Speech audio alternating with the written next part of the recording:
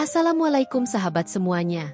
Hari ini, saya akan bercerita tentang seorang suami yang hampir menyerah karena sang istri selalu menolak saat ia ingin mantap-mantap. Padahal, bukan soal uang, bukan pula karena ia kurang setia. Tapi ada sesuatu yang diam-diam menghancurkan kehangatan mereka selama hampir 3 bulan.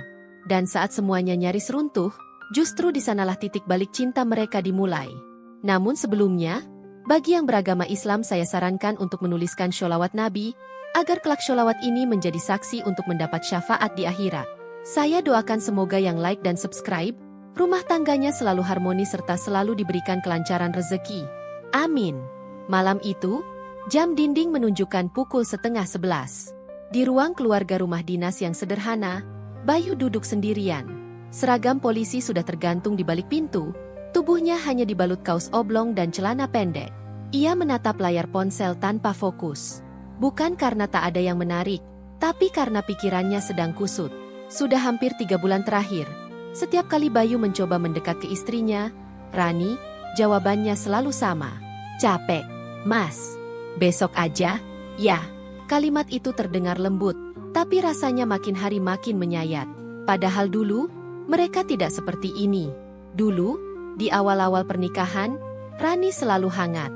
Bahkan setelah dinas pun, mereka masih bisa bercanda, memasak bersama, dan ya, mantap-mantap bukan hal yang sulit diminta. Tapi sekarang, semua terasa kaku, dingin, jauh. Bayu bukannya tak mencoba memahami. Ia tahu, dinas sebagai polwan memang menyita energi.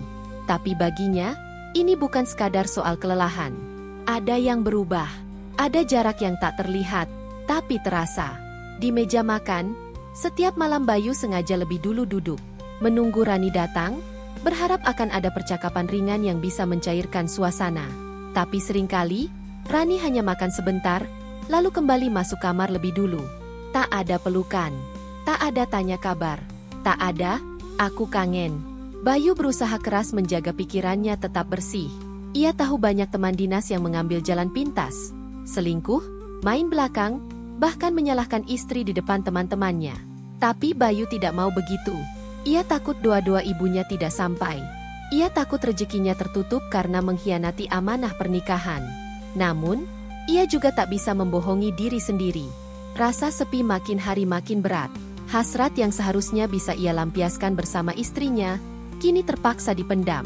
Atau, diam-diam ia lampiaskan sendiri, di kamar mandi, setelah Rani tertidur. Itu pun dilakukan dengan perasaan hampa. Malam itu, Bayu kembali mengalami rutinitas yang sama. Ia menunggu di sisi ranjang, mencoba menyentuh bahu istrinya dengan lembut. Tapi Rani menggeliat pelan, memalingkan wajah, dan berkata pelan, "Besok aja." "Ya, Mas, capek banget hari ini." Bayu hanya diam. Ia menarik selimutnya sendiri, memalingkan wajah ke arah jendela. Tak ada kata. Tapi di dadanya, ada pertanyaan yang terus berputar tanpa jawaban. Apa aku udah gak menarik lagi buat dia? Hari-hari berikutnya berjalan seperti biasa. Atau tepatnya, terlihat biasa di mata orang luar. Bayu dan Rani tetap menjalankan dinas masing-masing. Tetap mengenakan seragam yang gagah, tetap tersenyum saat bertugas. Tapi di balik semua itu, Bayu mulai tenggelam dalam pertanyaan-pertanyaan yang makin hari makin menghantui. Apa istrinya sudah bosan? Apa dia sudah tidak menarik lagi sebagai laki-laki? Atau, apakah ada orang ketiga? Pertanyaan itu seperti tikus kecil yang menggigiti perasaan Bayu dari dalam. Perlahan tapi menyakitkan. Ia berusaha menepis semua pikiran buruk itu. Tapi diam-diam, ia mulai mengamati perubahan Rani. Rani sekarang lebih sering menghindari kontak mata. Pulang dinas, ia langsung mengganti baju dan masuk kamar. Bahkan ketika Bayu mencoba bercanda, Rani hanya membalas dengan senyum kecil lalu berkata, "Aku ngantuk, Mas." Bayu tahu, tubuh Rani mungkin lelah. Tapi bukan itu yang mengganggunya. Ia rindu sentuhan sederhana. Rindu melihat Rani duduk di pangkuannya sambil cerita soal kejadian lucu di kantor. Rindu disentuh, dirindukan, diinginkan. Suatu malam, Bayu masuk kamar lebih dulu. Lampu sudah diredupkan. Rani masih di dapur mencuci gelas. Bayu berbaring, tapi matanya terbuka. Ia menunggu. Entah apa yang ia tunggu. Mungkin keajaiban. Saat Rani masuk, Bayu pura-pura memejamkan mata. Tapi saat istrinya lewat di sisi ranjang, Bayu menarik tangan Rani perlahan. "Rani," bisiknya. Rani terdiam. "Temenin aku sebentar, aku kangen," ucap Bayu, lirih tapi jujur. Rani menunduk. Ia diam beberapa detik, lalu duduk di tepi ranjang. Tapi tak lama, ia bangkit kembali. "Besok aja ya, Mas, aku capek banget," katanya sambil buru-buru menyelimutkan diri di sisi lain ranjang. Bayu hanya diam. Ia tidak ingin memaksa. Tapi malam itu, untuk pertama kalinya, air matanya jatuh dalam gelap. Ia merasa ditolak bukan hanya sebagai suami, tapi sebagai laki-laki. Dan lebih dari itu, ia merasa sendirian. Dalam hening, Bayu menggenggam ponselnya. Ia membuka aplikasi pesan, jari-jarinya sempat menulis satu kalimat pendek, "Aku udah gak kuat begini, Ran." Tapi detik berikutnya, pesan itu dihapus. Bayu mematikan layar ponsel dan menatap langit-langit. Hatinya lelah, tapi ia belum mau menyerah. Ia tidak ingin menyakiti Rani, walau hatinya sendiri mulai terluka. Hari itu Bayu ditugaskan mengawal kegiatan masyarakat di lapangan terbuka. Cuaca panas terik membuat tubuh cepat letih, tapi ada hal yang sedikit mengalihkan pikirannya. Obrolan ringan dengan Bribka Aldi, rekan dinasnya yang sudah ia anggap seperti saudara. Di sela istirahat makan siang, mereka duduk di bawah tenda. Sambil menyeruput teh botol dingin, Aldi memulai percakapan. "Lu kenapa sih akhir-akhir ini kelihatan loyo banget, Yu?" tanya Aldi setengah bercanda. Bayu mengangkat bahu. "Gak ada apa-apa." Aldi menatap lebih dalam, lalu berkata pelan, "Lu tahu kan, kadang kita cowok cuma butuh didengerin. Kalau mau cerita, gue dengerin." Bayu menarik napas panjang. Lalu dengan pelan, ia mulai membuka suara. "Udah 3 bulan, Di. Istriku nolak terus tiap gue ajak mantap-mantap. Gak ada marah, gak ada drama. Tapi tiap gue coba sentuh, dia selalu bilang capek. Gimana gue gak mikir yang aneh-aneh?" Aldi mengangguk pelan. Ia tak menyela. "Gue takut, Di. Takut kalau gue terus nahan, akhirnya gue meledak di tempat yang salah. Gue gak mau selingkuh, tapi gue juga gak tahu harus gimana." Suasana hening. Hanya suara tiupan angin dan gemerisik pepohonan yang terdengar. Lalu Aldi berkata, "Lu pernah tanya dia langsung? Bukan pas lu pengen, tapi pas suasana lagi netral? Siapa tahu dia juga lagi berjuang, tapi kita gak sadar." Kata-kata itu mengendap dalam benak Bayu. Sederhana, tapi menampar. Selama ini ia terlalu tenggelam dalam perasaannya sendiri, sampai lupa bahwa istrinya juga manusia. Mungkin bukan hanya dia yang merasa kesepian. Malam harinya, Bayu pulang lebih awal. Rumah terasa sepi, hanya ada suara kipas angin berputar. Rani sedang di dapur, mencuci piring. Bayu menghampirinya, tanpa suara. Ia berdiri di belakang Rani cukup lama sampai istrinya menyadari kehadirannya. "Mas." Rani menoleh. Bayu tak menjawab. Ia hanya menarik kursi dan duduk. "Boleh ngobrol sebentar?" tanyanya pelan. Rani terlihat ragu, tapi mengangguk. Ia mengelap tangannya dengan handuk kecil, lalu duduk berhadapan. "Aku gak mau marah. Aku cuma mau tahu. Ada apa?" Suara Bayu nyaris seperti bisikan. "Kenapa kamu berubah? Kenapa setiap aku pengen dekat, kamu malah menjauh?" Rani diam. Sorot matanya tiba-tiba basah. Kedua tangannya saling menggenggam erat di atas pangkuan. Beberapa detik kemudian, ia membuka mulut. "Mas, boleh aku jujur?" Rani menunduk lama, seolah mencari keberanian untuk mengucapkan sesuatu yang selama ini ia simpan rapat. Bibirnya sempat bergetar, dan Bayu bisa melihat jelas bagaimana bola mata istrinya mulai digenangi air. "Aku malu, Mas," ucap Rani akhirnya, dengan suara nyaris tak terdengar. Bayu terdiam, memberi ruang. Ia tahu, apapun yang akan keluar dari mulut Rani saat ini, pasti bukan hal ringan. "Aku capek, tapi bukan cuma capek fisik. Aku capek merasa nggak cukup sebagai istri. Capek harus selalu kelihatan kuat. Dan, aku minder," lanjut Rani. "Minder?" Bayu mengerutkan kening. Rani mengangguk pelan. Ia mengusap matanya dengan tangan. "Aku merasa nggak menarik lagi. Badanku nggak seperti dulu. Aku jarang rawat diri. Kadang aku lihat Mas kayaknya kecewa waktu lihat aku di rumah. Mungkin Mas nggak sadar, tapi aku bisa ngerasa. Dan, aku jadi takut tiap Mas ngajak mantap-mantap." Bayu terpaku. Ia tak pernah membayangkan Alasan dibalik semua penolakan itu justru datang dari luka yang Rani pendam sendiri. Bukan karena sudah tidak cinta, tapi karena Rani merasa tidak pantas.